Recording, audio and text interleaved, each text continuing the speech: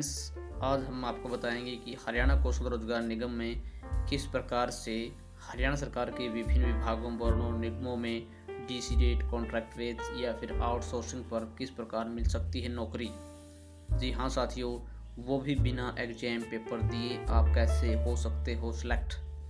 क्या नई पॉलिसी में सभी को मिल पाएगा रोजगार? क्या उन रोजगार मिलेगा जो कि आज थोड़े बैठे हुए बेरोजगार। हैं?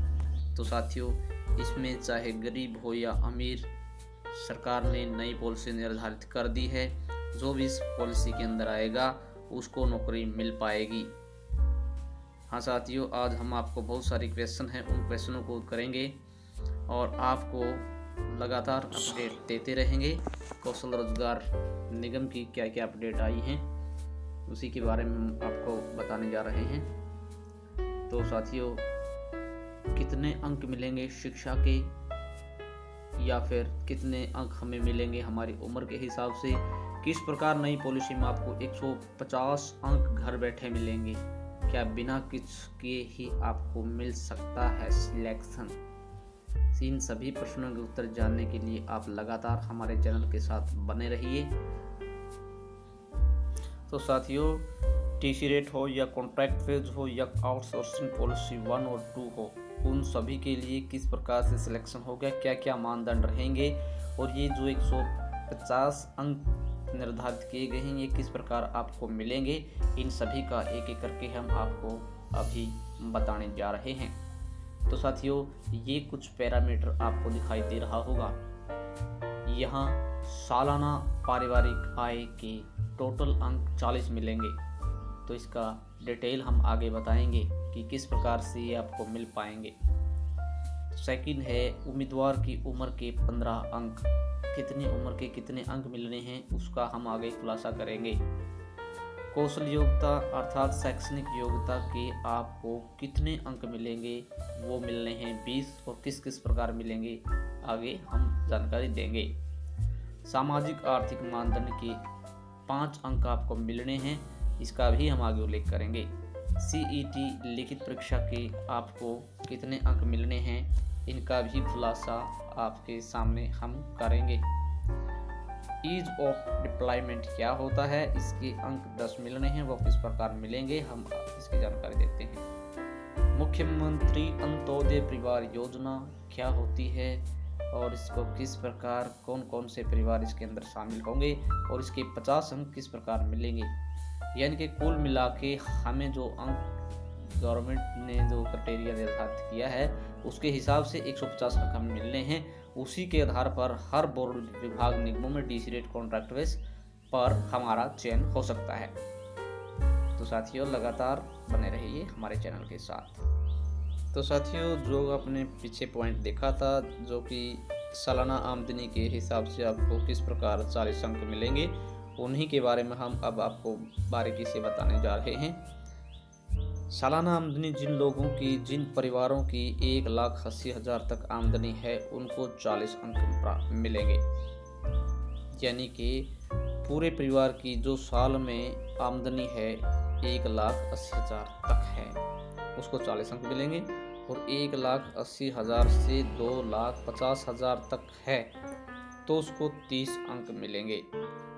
और साथियों, 2,50,000 एक से लेकर के 4 लाख तक जिसकी सालाना आमदनी है उनको 20 अंक मिलेंगे और जिन परिवारों की सालाना आमदनी 4 लाख और इससे ऊपर है तो उसको 10 अंक मिलेंगे।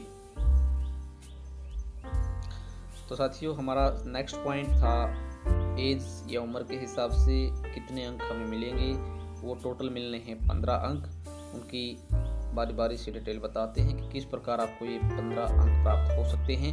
तो ये क्राइटेरिया हमें दिखाया हुआ है, ये पैरामीटर को ध्यान से देखें।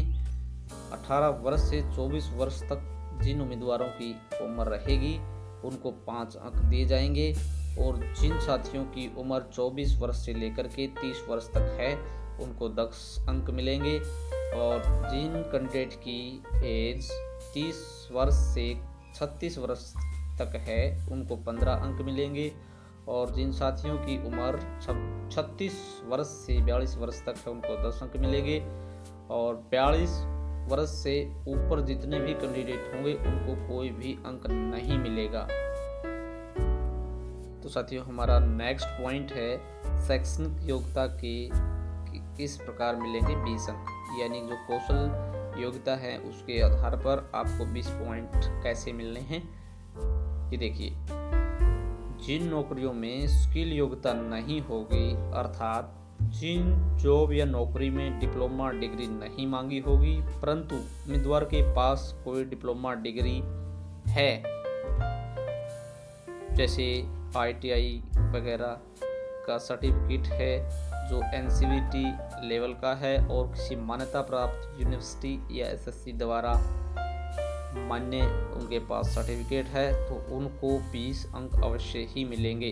तो साथियों, कहने का तात्पर्य ये है, जिन भी जॉब के लिए कोई भी सर्टिफिकेट या ITI का या फिर कोई भी सर्टिफिकेट नहीं मांगा गया है, तो और उस उम्मीदवार के पास कोई भी सर्टिफिकेट है जो कि ITI SSC वगैरह का है, जो NCVT या SCVT लेवल का है, तो उस व्यक्ति को 20 अंक जरूर मिलेंगे।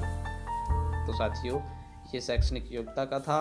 अब हम आपको बताने जा रहे सामाजिक आर्थिक आधार पर किस प्रकार मिलेंगे आपको 5 अंक। आपको सामाजिक आर्थिक आधार पर 5 अंक मिलने हैं, इसका हम बारी से आपको बताते हैं। पॉइंट 1 है, अगर उम्मीदवार कैंडिडेट विधवा है तो उसको 5 अंक मिलेंगे। कहने का तात्पर्य ये है साथियों, अगर फॉर्म अप्लाई करने वाली कोई लेडीज है और वो विडो है यानी विधवा है, तो उसको 5 अंक मिलेंगे। हमारा नेक्स्ट पॉइंट है, यदि उम्मीदवार पहला या दूसरा लड़का या लड़की है जिसके पिता की मृत्यु 42 साल से पहले हुई हो, उसको 5 अंक मिलेंगे। इसका मतलब ये हुआ कि अगर जो उम्मीदवार जो फॉर्म अप्लाई कर रहा है 42 वर्ष पूरे होने से पहले हो गई हो, तो उस व्यक्ति को, उस उम्मीदवार को 5 अंक मिलेंगे। नेक्स्ट हमारा पॉइंट है, यदि उम्मीदवार 15 साल का होने से पहले ही उसके पिता की मृत्यु हो गई हो, तो उसको 5 अंक मिलेंगे।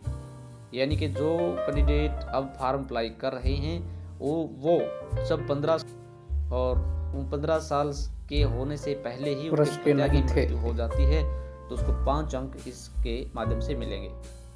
साथियों, ऊपर जो 3 पॉइंट दिए गए हैं, अगर इन 3 पॉइंटों में से आप किसी भी एक कंडीशन को पूरा करते हैं तो आपको सामाजिक आर्थिक आधार पर 5 अंक मिल जाएंगे।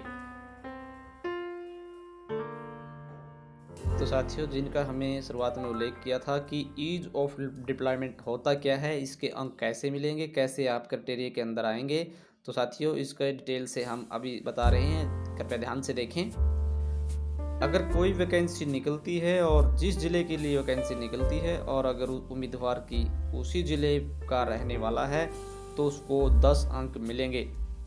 उदाहरण के लिए, यदि कोई व्यक्ति हिसार ज़िले का रहने वाला है और हिसार ज़िले में ही कोई वैकेंसी, पोस्ट, जॉब, नौकरी निकलती है और वो उसी के लिए अप्लाई करता है, तो उसको 10 अंक मिलेंगे अपने होम डिस्ट्रिक्ट के।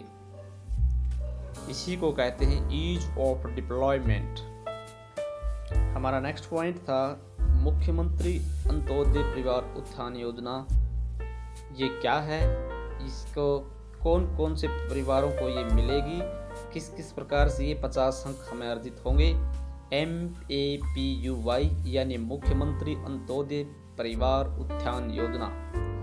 साथियों, इस योजना के तहत वो परिवार आते हैं जिनकी सालाना आमदनी 1 लाख या इससे कम है और वो गरीबी रेखा से नीचे जीवन यापन कर रहे हों तथा उम्मीदवार हरियाणा का निवासी हो, उन व्यक्तियों को इस योजना का लाभ मिलेगा और फिर उनको 50 अंक मिल पाएंगे, जो कि हमारे DC रेट, कॉन्ट्रैक्ट बेस या फिर आउटसोर्सिंग पर लगने में हमारे ये अंक बहुत ही महत्वपूर्ण योगदान देंगे।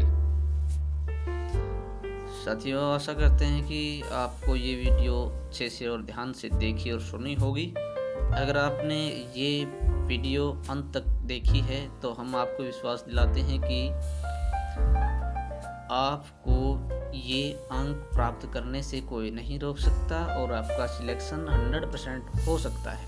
साथियों, इसी प्रकार की सटीक जानकारी प्राप्त करने के लिए और आप चाहते हैं कि हमें नहीं कोई सर्च करना पड़े, नहीं कोई मेहनत करें, आपको झट से हमारी न्यू अपडेट मिलती रहे, तो आपको करना सिर्फ इतना है कि आप हमारे वीडियो के नीचे लाल रंग का एक बटन आपको दिखाई दे रहा होगा जिसके ऊपर सब्सक्राइब लिखा हुआ है।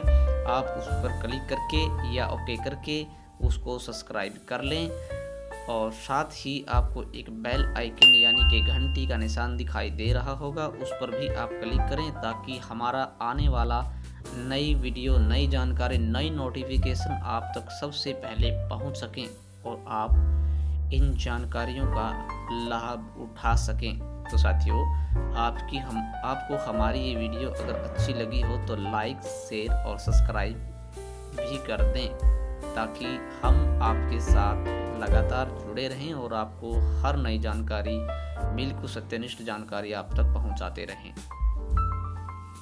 साथियों, इस जानकारी की सत्यता का अवलोकन करने के लिए आप हमारी जो पहले हमने वीडियो बनाई थी उसका अवलोकन करें। हम उस वीडियो का लिंक हमारे डिस्क्रिप्शन में दे देंगे, आप वहां पर भी क्लिक करके उस वीडियो को देख करके इसकी सारी जानकारी पूरे डिटेल के साथ और न्यूज़पेपर के साथ आप देख सकते हैं। धन्यवाद।